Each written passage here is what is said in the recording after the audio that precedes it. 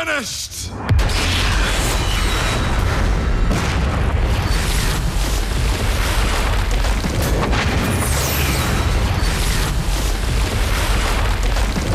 వెళ్ళు మోషే అన్నాడు. హల్లెలూయా, హల్లెలూయా. ఇశ్రాయేలు ప్రజలను 40 సంవత్సరాలు ఆశ్చర్యకరంగా 40 సంవత్సరాలు ఐగుప్తు దేశములో నుంచి అరణ్య ప్రయాణము గుండుగా, అరణ్యములో, ఎర్ర సముద్రములో పగలు మేఘ స్తంభముగా, రాత్రి అగ్ని స్తంభముగా దేవుడు ఇశ్రాయేలు ప్రజలతో ఉంటూ మోషేకు 10 ఆజ్ఞలు ఇచ్చి ఇదే కొండ మీదకు పిలిచి మోషేతో మాట్లాడి తన స్వహస్తాలతో 10 ఆజ్ఞలు రాసి మోషేకి ఇస్తున్నాడు. హల్లెలూయా. అపవాది మోషేను భయపెట్టాలని చూశాడు. ఆ భయంతో పారిపోయి వచ్చాడు. ఏలియా యెజబెలు భయం, అపవాది పెట్టిన భయంతోటి ఏమండి పారిపోయి బదరు వృక్షం కిందకు వచ్చాడు. అక్కడి నుంచి దేవుడు మంచి మాంసాన్ని పంపించి, రొట్టెను పంపించి తినిపించి అక్కడి నుంచి ఏం చేస్తున్నాడంటే 40 రోజులు నడుచుకుంటూ ఇదే కొండకు వచ్చాడు, ఇదే ప్లేస్కి వచ్చాడు. అక్కడ చాలా కథ జరిగింది. అక్కడ ఆడొచ్చి కూర్చున్నప్పుడు గుహ దగ్గర కూర్చున్నాడు. దేవుడు చూస్తున్నాడు, ఏలియా ఏం చేస్తున్నావు ఇక్కడ అంటే, దేవునికి తెలియదు ఎందుకు అక్కడ ఏలియా వచ్చాడు. ఎవరు రమ్మంటే వచ్చాడు? దేవుడు రమ్మంటేనే వచ్చాడు. Still God is asking him. అతను అడుగుతున్నాడు దేవుడు. ఇంకా దేవుడు రమ్మంటేనే వచ్చాడు. మరలా దేవుడు అడుగుతున్నాడు. ఒకసారి కాదు, 2 సార్లు మోషే ఆ యొక్క ఏలియా చెప్తూ ఉన్నాడు. ఆ తర్వాత అంటున్నాడు, ఇదిగో నువ్వేం చేస్తావంటే, ఏలియా దేవుడు మాట్లాడుతున్నాడు, ఏలియా నువ్వేం చేస్తావంటే సిరియా దేశానికి వెళ్ళి అక్కడ హజాయేలుకు పట్టాభిషేకం చేయి. నువ్వేం చేస్తావంటే ఇశ్రాయేలు మీద నింసి కుమారుడైన యోహుకు పట్టాభిషేకం చేయి. నీ తర్వాత వచ్చేటువంటి ప్రవక్త, నీకు మారుగా ప్రవక్త ఉన్నటకు అబెల్మే హోలవాడిన షాపాతు కుమారుడైన ఎలీషా ఉన్నాడు. ఎలీషాకు అభిషేకం చేయన్నాడు. హల్లెలూయా, హల్లెలూయా. ఎప్పుడైతే అపవాది భయం పెట్టిందో అప్పుడు ఇంకా ఏమండి రేకెత్తించబడ్డాడు ఏలియా. రాజులను అభిషేకించాడు. ప్రవక్తగా ఎలీషాను అభిషేకించబోతున్నాడు. హల్లెలూయా. ఈ రోజున మన భయం ఏం చేస్తుందంటే మనను సమూలంగా నాశనం చేస్తుంది. అపవాది పెట్టే భయంతో ఏం చేస్తున్నామో అర్థం కాదు, ఎటు వెళ్తున్నామో అర్థం కాదు. ఏమంటే వాయావర్స్లో మర్చిపోతూ ఉన్నారు, ఏది పడితే చేస్తూ ఉన్నారు, చెయ్యకూడని పనులు చేస్తూ ఉన్నారు, వెళ్ళకూడని చోట్లకు వెళుతూ ఉన్నారు, మాట్లాడకూడని మనుషులతో మాట్లాడుతూ ఉన్నారు. భయంకరమైన పరిస్థితిలో మనం చూస్తూ ఉన్నాం. మోషే భయం, ఏలియా భయాలు దేవుడు తొలగించేస్తూ ఉన్నాడు. దేవుడు మాట్లాడుతున్నాడు వారితోటి, దేవుడు ముఖాముఖిగా మాట్లాడుతున్నాడు వారితోటి. క్రొత్త నిబంధన కాలంలోకి వస్తే యేసు ప్రభువుని శిష్యులందరూ వెంబడిస్తూ ఉన్నారు. 12 మంది శిష్యులు, ఇంకా అనేక మంది వెంబడిస్తూ ఉన్నారు. యేసు ప్రభు చెప్తూ ఉన్నాడు, మనుష్య కుమారుడు మనుషుల చేతికి అప్పగించబడతాడు, కొరదెబ్బలు కొడతారు, హింసించబడతారు, బాధ పెట్టబడతాడు, సిలువకి ఎక్కిస్తారు ఆయన్ను అని తన శిష్యులు చెప్తూ వస్తూ ఉన్నాడు. వీళ్ళందరూ మాట్లాడుకుంటూ ఉన్నారు, ఇదేంటి ఇంతకాలం యేసు ప్రభు వారు మనకు మంచి భోజనం పెట్టాడు, మంచి చేపలు పెట్టాడు, ఏమండి మంచి భోజనం పెట్టాడు, మంచి రొట్టెలు ఇచ్చాడు, మంచి ద్రాక్షారసం ఇచ్చాడు, మంచి ఆహారం పెట్టాడు కదా, ఇదేంటి ఇప్పుడు ఈయన చనిపోతానన్నాడు, ఈయన చనిపోతే మళ్ళీ మనకు పెట్టేవాళ్ళు ఎవరు, మనం భోజనం పెట్టేవాళ్ళు ఎవరు, ఈయనంటే ఈయన ఉన్నంతకాలం మనం తినొచ్చు, ఈయనంటే అప్పుడే చిన్న వయసు 33 సంవత్సరాలు లేవు, నేను చనిపోతా అన్నాడు ఏంటినా, మన భవిష్యత్తు ఏం కాని, ఇప్పుడు మన భవిష్యత్తు ఏం కావాలి. వీళ్ళందరూ బైబిల్లో యోహాను సువార్త 6వ అధ్యాయం 26వ వచనంలో అంటున్నాడు, యేసు మీరు సూచనలను చూచడం వలన కాదు కానీ రొట్టెలు భుజించి తృప్తి పొందుట వల్లనే నన్ను వెదుకుచున్నారని మీతో నిశ్చయముగా చెప్పుచున్నాను. యోహాను 6:26లో అంటున్నాడు. ఎందుకు యేసు ప్రభువుని వెంబడిస్తున్నారంట? ఎందుకంట అది గమనించండి. ఎందుకంట అప్పుడప్పుడు మన చిన్నపిల్లలు మనతో పాటు మనం బయటకు వెళ్తూ ఉంటాం. బయటకు వెళ్తే మంచి హోటల్కి వెళ్ళిపోయి మంచి దోశ చట్నీ తింటూ ఉంటాం. మనం మనతో పాటు పిల్లలు తీసుకెళ్ళినప్పుడు వాళ్ళు కూడా ఏం చేస్తారు, వాళ్ళు కూడా మనం పెడతాం. ఇంక తర్వాత నేను బయటకు వెళ్తున్నామని చెప్తే పిల్లలు ఏమంటారు, నేను కూడా వస్తాను డాడీ అంటారు. ఎందుకు? మరలా అటు తీసుకెళ్ళిపోయి ఆ దోశ, ఆ రొట్టె, ఆ చట్నీ పెట్టిస్తావేమో అని. అంటే ఏం చూస్తున్నావు ఇక్కడ పిల్లలను? అవునా కాదా? ఏదైనా పండగ వస్తుందంటే పలానా చోట తీసుకెళ్తారు మా డాడీ అని చెప్పేసి పిల్లలు ఆశ పెట్టుకొని ఉంటారు. కాబట్టి యేసు ప్రభువుని ఎందుకు వెంబడిస్తారంటే వీళ్ళు ఎందుకు వెంబడిస్తున్నారంట? రొట్టెలు భుజించి తృప్తి పొందారంట. అరే మంచి భోజనం పెడుతున్నాడు, మంచి రొట్టెలు, మంచి చేపలు. మనం చేపలు సముద్రంలోకి వెళ్ళవసరం, పట్టణం అవసరం లేదు.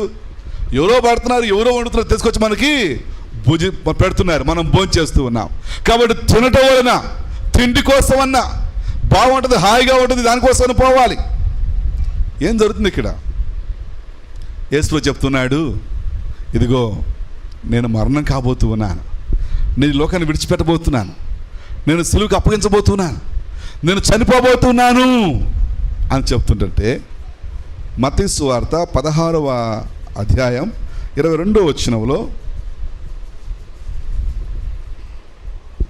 22వ వచనంలో పేతురు ఆయన చెయ్యి పట్టుకొని, అది నీకు దూరమవుగాక, అది నీకెన్నడూ కలుగుదని ఆయనను గద్దింపసాగాను.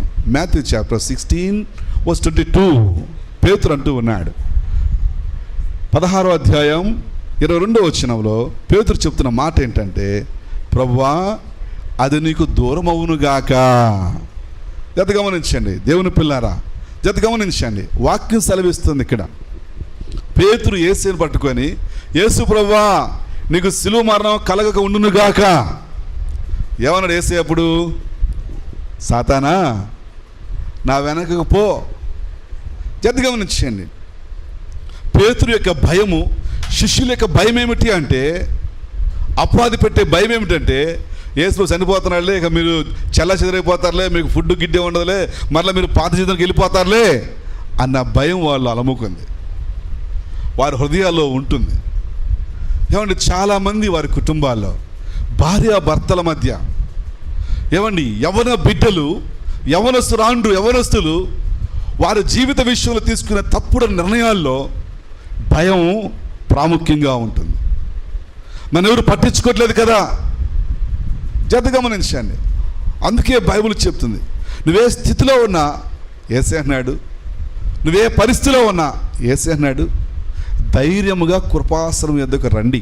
హెబ్రీ పత్రిక 5వ అధ్యాయం 14వ వచనంలో అంటాడు, ధైర్యముగా కృపాసనం యొద్దకు రండి అంటాడు. ఏమండి, ధైర్యం చేసి రావాలి.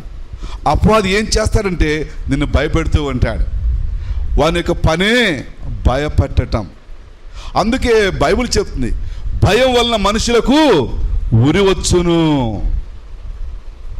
భయం వల్ల మనుషులకు ఉరి వచ్చును.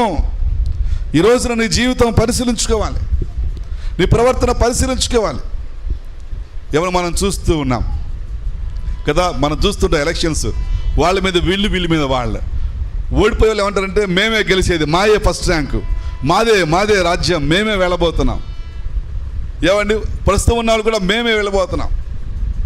ఏమండి, జాగ్రత్త గమనించండి. ఏం చేస్తుంటే భయం. ఇతరులను భయపెట్టాలి. భయపెట్టేవాడు అపవాది సంబంధి. ఎప్పటికైనా గుర్తుపెట్టుకోండి. నేను ఆల్వేస్ కోవిడ్ కాలంలో చాలామంది పాస్టర్లు నాకు ఫోన్ చేశారు, కొంతమందికి నేను ఫోన్ చేశాను. వాళ్ళంతా భయంలో ఉన్నారు, సెకండ్ వేవ్లో భయంలో ఉన్నారు. కుటుంబంలో నలుగురు, 5, 3, అందరికి కోవిడ్ వచ్చేసేసింది. ఎవరు చూసేవాళ్ళు, రెండో వేవ్, అందరూ చనిపోతున్నారు భయంకరంగా.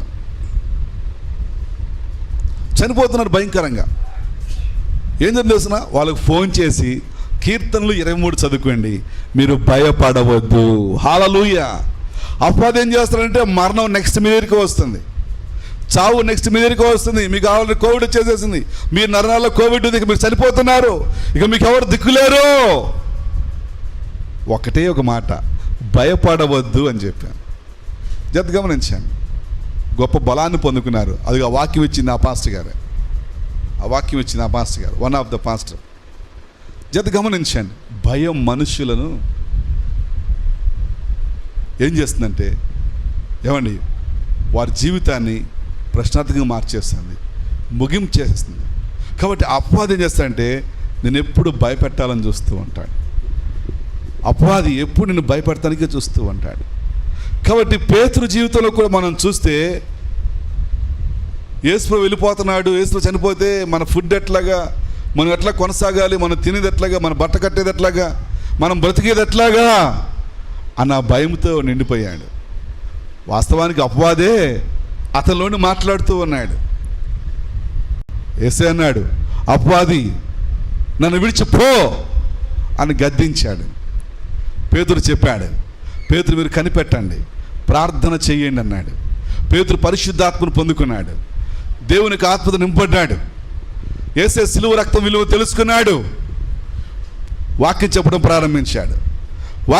ప్రారంభించాడు. ఎప్పుడైతే పేతురు వాక్యం చెప్తూ ఉన్నాడో, వాక్యం చెప్పడం ప్రారంభించాడో ఏం జరిగింది తెలిసిన? పేతురు వాక్యం చెప్తూ ఉంటుండగా ఒక్కసారిగా 3,000 మంది బాప్తిజం పొందారు. అపోస్తల కార్యం 2వ అధ్యాయం 41 వచనంలో, అపోస్తల కార్యం 4వ అధ్యాయం 4వ వచనంలో ఒక్కసారిగా 5,000 మంది బాప్తిజం పొందారు. హల్లెలూయా, హల్లెలూయా. దేవుని పిల్లలారా, అపవాది నీ హృదయములో భయపెడుతూ ఉన్నాడు. బైబిల్ చెప్తుంది, నువ్వు భయపడమకు. ఏమండి, మనం చూస్తూ ఉన్నాం ఏలియా జీవితాన్ని, మోషే జీవితాన్ని, పేతురు జీవితాన్ని చూస్తూ ఉన్నాం. దేనికి నువ్వు భయపడుతూ ఉన్నావు? బయటకు మాత్రం భయపడలేదని చెప్తాం, అన్నామంటే దెబ్బ గుండె ఆగిపోద్ది. ఏమండి, గుండె ఆగిపోయి చనిపోయిన పిల్లలు నేను చూశానండి. భయం అంత భయంకరమైనది. ఒక కేకేసరికి గుండె ఆగిపోయి చనిపోయిన పిల్లలు నేను చూశాను. భయం అంత భయంకరమైనది. కాబట్టి అపవాది పెట్టే భయానికి మీరు భయపడద్దు. అపవాది ఎవరిని మృంగుతున్నా గర్జన సింహంలో తిరుగుతున్నాడు. నువ్వు ఎందుకు బాధగా ఉన్నావు? ఇతరులు చూసిన ఎందుకు వాళ్ళ సంతోషంలో వెరీ గుడ్ సంతోషించండి అనట్లేదు? జాగ్రత్త గమనించండి. తప్పైన కుమారుల్లో అన్న తప్పయ్యాడు. అన్న దురాత్మతో పట్టబడ్డాడు. కుమారుడు ఏం చేశాడు? తిరిగి వచ్చాడు, తండ్రి చేర్చుకున్నాడు. తండ్రి చేర్చుకొని సంతోషిస్తుంటే తండ్రితో ఉన్నటువంటి అన్న అలిగి ఇంట్లోకి రావటంలో బయట ఉండిపోయాడు. అంటే అపవాది వచ్చేసేసాడు, కాంకోర్ చేశాడు. అపవాది వచ్చేసి నువ్వు వెళ్ళమాకు, నీకు ₹1 ఇవ్వలేదు, ఆయన నిన్ను చూడలేదు, పట్టించుకోలేదు, నీకు టీకి డబ్బులు లేదు, నీ సినిమాకి డబ్బులు లేదు, కనీసం నీకు బట్టలకు డబ్బులు లేదు ఆయన అని అంటూ అపవాదిని అతను ప్రేరేపించాడు. అతను ఇంట్లోకి రాను, నాకు వద్దు, నేను రాను అంటున్నాడు. నేను రాను. ఎంత గమనించండి, అపవాది నీ మనసులను కబలించేస్తున్నాడు. నీ మనసును కబలించేస్తున్నాడు. తండ్రి అన్నాడు, వారి పిచ్చోడా, నాదంతా నీది కాదా అన్నాడు. అప్పుడేమనిపించింది తెలిసిన? చంపకేసి చెల్లు కూడా అనిపించింది. చంపకేసి చెల్లును కొట్టినాడు అనిపించింది. కారణం ఏమిటి? ఉండేది తండ్రి దగ్గర, తండ్రితో పాటు భోజనం చేస్తాడు. ఉదయం మధ్యాహ్నం సాయంత్రం భోజనం చేస్తున్నాడు. దేవుని పిల్లరా, అపవాది నేను ఎప్పుడు కూడా భయానికి గురి చేస్తూ ఉన్నాడు. నువ్వు ఆందోళన ఉన్నావు అంటే అపవాది నిన్ను భయపెడుతూ ఉన్నాడు.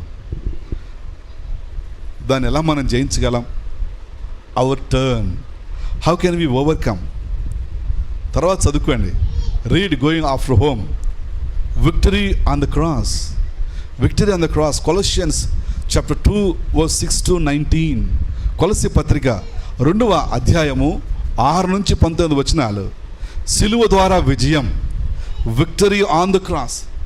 సిలువ వద్ద విజయం, victory on the cross, victory on the cross, victory on the cross. ఎఫెసీ పత్రిక 1వ అధ్యాయము 13వ వచనం. Book of Ephesians chapter 1 verse 13. మీరును సత్యవాక్యమును అనగా మీ రక్షణ సువార్తను విని క్రీస్తునందు విశ్వాసముంచి, హల్లెలూయా. మొట్టమొదటిగా సత్యవాక్యాన్ని వినాలి. ఏమండి, తప్పుడు బోధ కాదు, అబద్ధపు వాక్యమును కాదు, భ్రమపరిచే వాక్యము కాదు, పిట్టకథలతో కూడిన వాక్యము కాదు, మనుషులను మెప్పించే వాక్యము కాదు, మనుషులను తృప్తిపరిచే వాక్యము కాదు. ఇలా చెప్పనివ్వండి, కాకరకాయ లాంటి వాక్యం. కాకరకాయ ఎట్లా ఉంటుందంట? చేదుగా ఉంటుంది. చేదైన వాక్యము కావాలి మనకి. దాన్నే సత్యవాక్యమని బైబిల్ చెప్తుంది. ఇది మాత్రం ఎవరికి నచ్చదే, దీనికి దూరంగా ఉంటాం. మొట్టమొదటిగా సత్యవాక్యాన్ని వినాలి. ఏంటంట? సత్యవాక్యములు ఏముంటుందంటే యేసు సిలువ త్యాగం ఉంటుంది, యేసు సిలువ రక్షణ ఉంటుంది. సిలువ యొక్క గొప్పతనాన్ని మనం చూస్తాం అక్కడ. ఆ సిలువ దగ్గర ఏముంటుందంటే నా అనేవాడు చచ్చిపోతాడు, నా అనేది ఉండదు అక్కడ. నేనే ముఖ్యం, నేను ఉండాలి అక్కడ, నేను లేకుండా ఏదో ఉండకూడదు అనేది ఉండకూడదు అక్కడ. నా అదే చెప్పాడు యేసయ్య.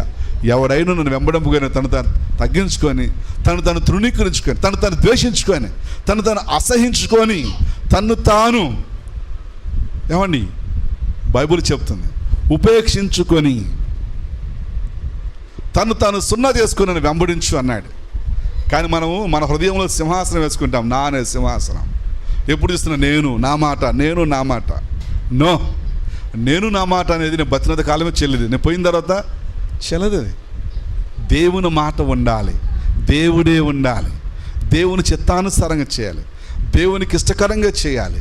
మనం చేసే ప్రతిదీ కూడా వాక్యానుసారంగా ఉండాలి, దైవానుసారంగా ఉండాలి. కానీ మన ఇష్టం చేసుకుంటే రేపొద్దున మనకి ఇష్టం కానిది వేరొకరు చేయబోతూ ఉన్నారు. సేమ్ ఇది మాత్రం నిజం. మనం ఏం విత్తుతున్నామో రేపొద్దున మనకు కూడా అది ఎత్తుపోతున్నారు. మనం అనుకుంటున్నాం కదా, మన కొడుకులు మన కూతులు మనల్ని బాగా చూస్తారు అనుకుంటున్నాం. అస్సలు అనుకోవద్దు. మనం మన తల్లిదండ్రులు ఎట్ట చూసామో, మన అత్తమామలు ఎట్ట చూసామో, రేపొద్దున మన పిల్లలు కూడా మనల్ని అట్ట చూడబోతూ ఉన్నారు. అనేక కుటుంబాలు అట్లా ఉంటున్నారు. ఇప్పుడు అనేకులు బ్రతుకులు అట్లా ఉంటున్నాయి, చాలా బాధాకరంగా మారిపోతూ ఉన్నాయి. కారణం ఏంటి తెలుసునా? మీ ప్రవర్తన ఎక్కడైనా మార్చుకోనండి, దేవుని పాదాలు పట్టుకోనండి, కన్నీరు కార్చండి. ప్రభువు అట్లా చెయ్యము. మనం అనుకుంటూ ఉన్నాం, నాకేమిలే, నాకు ఆరోగ్యం ఉంది, నాకు బలం ఉందిలే, పిల్లలు సంపాదిస్తున్నారులే అనుకుంటున్నాం. ఈరోజున ఆలోచన చేయాలి. సత్యవాక్యమును అనగా మీ రక్షణ సువార్తను విని, రక్షణ యొక్క ప్రాముఖ్యత, నువ్వు రక్షించబడటానికి యేసు ప్రభువారు తన రక్తాన్ని కార్చాడు. నువ్వు పాప జీవితాన్ని విడిచిపెట్టడానికి యేసు ప్రభువారు తన జీవితాన్ని పణంగా పెట్టారు. నువ్వు పాపపు ఆలోచనలు విడిచిపెట్టడానికి, స్వార్థము నుంచి బయటకు రావటానికి యేసు ప్రభువారు తన ప్రక్కలో పొడవబడ్డాడు. నీ మనసులో ఆలోచించే చెడు ఆలోచనలు బట్టి ఆయన తలలో ముళ్ళ కిరీటం ధరించాడు. ఇవి నిజం. నువ్వు ఒప్పుకోకపోయినా ఇవి నిజం. ఇది ఒప్పుకొని విడిచిపెట్టాలి. నేను అలా ఉండనిక, నేను సంతోషంగా ఉంటాను, నేను ఆనందంగా ఉంటాను. ఇదిగో అపవాది భయపెడుతుంది, వాడు భయపడ, నేను సిలువ దగ్గరికి వస్తాను. మోషే జీవితంలో, ఏలియా జీవితంలో, పేతురు జీవితంలో అపవాది భయపెడుతూ ఉన్నారు. వారు దేవుని వైపు చూసినప్పుడు గొప్ప కార్యాలు చేశారు, తమ జీవితాన్ని ముగించుకోలేదు. ఈరోజున ఆలోచన చేద్దాం. మీ రక్షణ సువార్తను విని క్రీస్తునందు విశ్వాసముంచి, ఎవరు అంట? క్రీస్తునందు అనగా ఏం జ్ఞాపకం చేస్తుందంటే క్రీస్తు సిలువ త్యాగం, క్రీస్తు సిలువ త్యాగం, క్రీస్తునందు ఆయన సిలువ త్యాగం వైపు చూడాలి. అప్పుడేమవుతున్నా, వాగ్దానము చేయబడిన ఆత్మచేత ముద్రింపబడతావు. You are sealed up the promise of the holy spirit. You are sealed by the holy spirit. నువ్వు ముద్రించబడతావు. ఇక అప్పుడు ఏ భయాలు వచ్చినా, ఏ ఆందోళనలు వచ్చినా, ఏ పరిస్థితి వచ్చినా నువ్వు షేక్ కావు, నువ్వు భయపడవు. నువ్వు భయపడుతున్నావు అంటే you are not in the Lord. నువ్వు భయపడుతున్నావు అంటే you are not under the cross of Christ. నువ్వు భయపడుతున్నావు అంటే నీలో ప్రార్థన జీవితం లేదు. నువ్వు భయపడుతున్నావు అంటే నీలో వాక్య జీవితం లేదు. నువ్వు భయపడుతున్నావు అంటే పరిశుద్ధ జీవితం జీవించటం. ఆలోచన చెయ్యండి. రెండోదిగా ఎఫెసియన్స్ చాప్టర్ 2:13. Ephesians chapter 2:13. అయినను మునుపు దూరస్తులైన మీరు ఇప్పుడు క్రీస్తు యేసునందు క్రీస్తు రక్తం వలన సమీపస్తులై ఉన్నారు. But now in Christ Jesus you who once were far away have been brought near through the blood of Christ. Hallelujah. Blood of Christ. క్రీస్తు రక్తం అంటే మనకేం గుర్తు రావాలంటే సిలువ త్యాగం. సిలువ త్యాగం, క్రీస్తు సిలువ. కాబట్టి నువ్వు ఇప్పుడు యేసు సిలువ ద్వారా దేవునికి సమీపంగా వచ్చావు. ఇక నువ్వు అపవాదికి భయపడిన అవసరంలా. ఇక నువ్వు బూతు మాటలు విడిచిపెట్టేసేయాలి. ఇక నువ్వు పాపపు జీవితాన్ని విడిచిపెట్టేసేయాలి. నువ్వు అన్నిలో ప్రవర్తించవద్దు, అన్నిలో పరిగెత్తవద్దు. పూట కూటి కోసము తన జ్యేష్ఠత్వాన్ని అమ్ముకున్నటువంటి ఏశావు లాంటి భ్రష్టత్వానికి వెళ్ళొద్దు. ఆలోచన చేయండి. ఒక పూట కూటి కోసం ఏమండి, నా జీవితంలో ఉపవాసాలు ఉన్నా కానీ ఎక్కడా దేనికోసం నేను ఆశించాల, దేనికోసం పరిగెత్తలేదు. ఆలోచన చేయండి. ఈరోజున వాక్యం చూస్తూ ఉన్నాం. క్రీస్తు రక్తం వలన, సిలువ త్యాగం వలన దేవునికి సమీపముగా ఉన్నాం. అందుకే ఆయన అంటూ ఉన్నాడు యెషయా గ్రంథములో 49వ అధ్యాయం 15వ వచనములో మనం చూస్తూ ఉన్నాం. యెషయా గ్రంథం 49వ అధ్యాయం 15వ వచనం.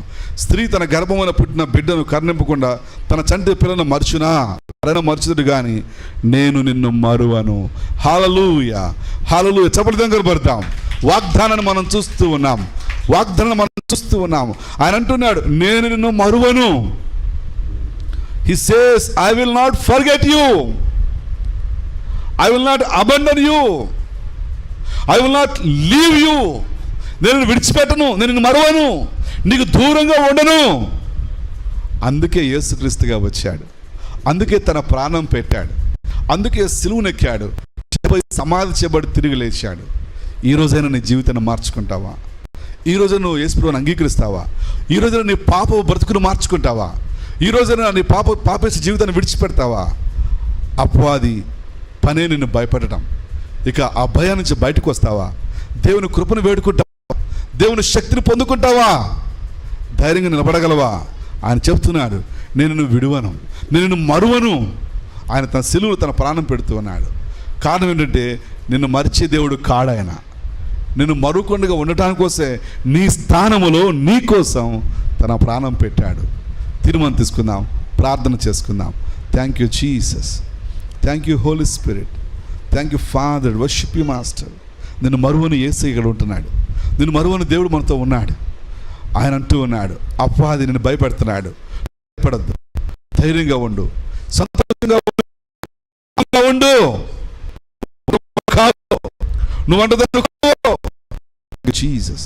Thank you Holi spirit. ప్రార్థన చేద్దాం. ప్రార్థన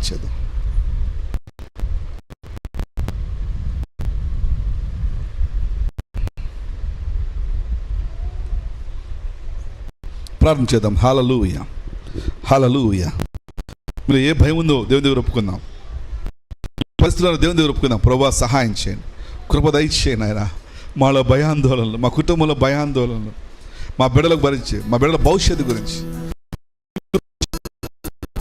హల్లెలూయా Jesus, hallelujah father, worship you master, worship you lord. షందరిక భరి అందర బాబరి. ఓ హల్లెలూయా. ప్రార్థన చేయాలి. మీ పిల్లల కోసం ప్రార్థన చేయాలి. మీ తల్లిదండ్రుల కోసం ప్రార్థన చేయాలి. మీకోసం ప్రార్థన చేయండి. మీ చదువుల కోసం ప్రార్థన చేయండి. ప్రతి ఒక్కరు ప్రార్థన. మీ బిడ్డల కోసం, మీ తల్లిదండ్రుల కోసం, మీ అన్నదమ్ముల కోసం, అక్కచెల్లెల కోసం, మీ భార్య కోసం, మీ భర్త కోసం, నీకు ఇచ్చిన కుమార్తె అల్లుల కోసం, మనల కోసం, మీ తాతయ్య అమ్మమ్మ నిమిత్తం, మీ నాయన నిమిత్తం, మీ నాయనమ్మ నిమిత్తం, మీ కుటుంబాల నిమిత్తం ప్రార్థన చేయండి. ఇది ప్రార్థన సమయం. దేవుడు మీ ప్రార్థన వింటున్నాడు. అపవాది పెట్టే భయాన్ని విడిపిస్తున్నాడు. సిలువ వైపు చూడు, సిలువ వైపు చూడు. Hallelujah, hallelujah Jesus. Oh hallelujah Jesus. I'm going to pray for you all. మీ అందరి కోసం ప్రార్థన చేయబోతూ ఉన్నాను. ప్రార్థన. Thank you Jesus, thank you Holi spirit. ప్రార్థన. పరిశుద్ధుడైన తండ్రి, ప్రేమగల మా దేవా, ఈ నీ వాక్యం ఎంతమందికి అర్థమైందో వారిని రక్షించండి. అపవాది బంధకాల నుంచి విడిపించండి. అపవాది చెడు వ్యసనాలకు బానిసలుగా మార్చేస్తున్నాడు. దేవుని సొత్తైన ప్రజలను బానిసత్వంలో తీసుకెళ్తూ ఉన్నాడు. భయాందోళనకు గురి చేస్తూ ఉన్నాడు. తండ్రి విడిపించండి, యేసయ్యా విడిపించండి. వాళ్ళు సిలువ వైపు చూస్తే చాలు. ఏలియా నీ మాట విన్నాడు. మోషే నీ వైపు చూశాడు. పేతురు ఒప్పుకున్నాడు. తను బలహీనని చెప్పేసి అద్భుత సహాయం చేశావు, కృప అనుగ్రహించావు, అభిషేకించావు, ఆత్మతో నింపావు. ఈ సమయంలో మీ సిలువ వైపు చూస్తూ ఉన్నాం, మీ పరిశుద్ధాత్మ వైపు చూస్తూ ఉన్నాం. మమ్మల్ని పరిశుద్ధాత్మలో ముద్రించండి. మీ సిలువ నీళ్ళు మమ్మల్ని కాయండి. మాలో ఉన్నటువంటి సంశయాల నుంచి విడిపించండి, బంధకాల నుంచి విడిపించండి, భయాందోళన నుంచి విడిపించండి. బిడ్డలను దీవించండి, వారి చదువులు దీవించండి, వారి చదువుల అవసరాలు తీర్చండి. నాయన స్తోత్రాలు. చదువుకున్న బిడ్డలు, ఎగ్జామ్ రాసిన బిడ్డలు దీవించండి, ఫస్ట్ ర్యాంక్ దయచేయండి. వివాహం కావాల్సిన బిడ్డలకు వివాహాలు జరిపించండి. అద్భుతాలు మేము చూస్తాము గాక. వివాహమై బిడ్డలను వారి గర్భాలను తెరవండి, వారి గర్భాలు దీవించబడును గాక. ప్రతి భయాన్ని యేసునామములో కొట్టివేస్తున్నాం. గర్భిణీ స్త్రీలను మీరు దీవించండి, సుఖప్రసవం మీరు దయచేయదు గాక. కృప దయచేయము నాయన. స్తోత్రాలు చెల్లిస్తున్నాం ప్రభా, నీకు వందనాలు చెల్లిస్తున్నాం అయ్యా. సహాయం చేయండి ప్రభా. ఎవరైతే ఉన్నారో వారు ముట్టండి నాయన, అద్భుతాన్ని జరిపించండి. మీకు స్తోత్రాలు స్తోత్రాలు అయ్యా. మీకు దర్శించండి. కమల్ కుమార్ మీరు దీవించండి, కృపతో నింపండి, సుఖప్రసవం మీరు దయచేయండి. రాణిని మీరు దీవించండి అయ్యా. బిడ్డ కృపను మీరు దర్శించండి, బిడ్డకు మీ కృప దయచేయండి. గర్భమును తెరవండి, అద్భుతాన్ని జరిపించండి ప్రభా. ఎవరైతే అయ్యా యూట్యూబ్లో కీర్తన టీవీలు చూస్తున్నారో వారి నిమిత్తమే ప్రార్థిస్తున్నాను. వారి జీవితంలో గొప్ప కార్యాలు జరిపించండి, అద్భుత కార్యాలు జరిపించండి. వారి గర్భాలు దీవించండి, వారి వివాహాలు దీవించండి.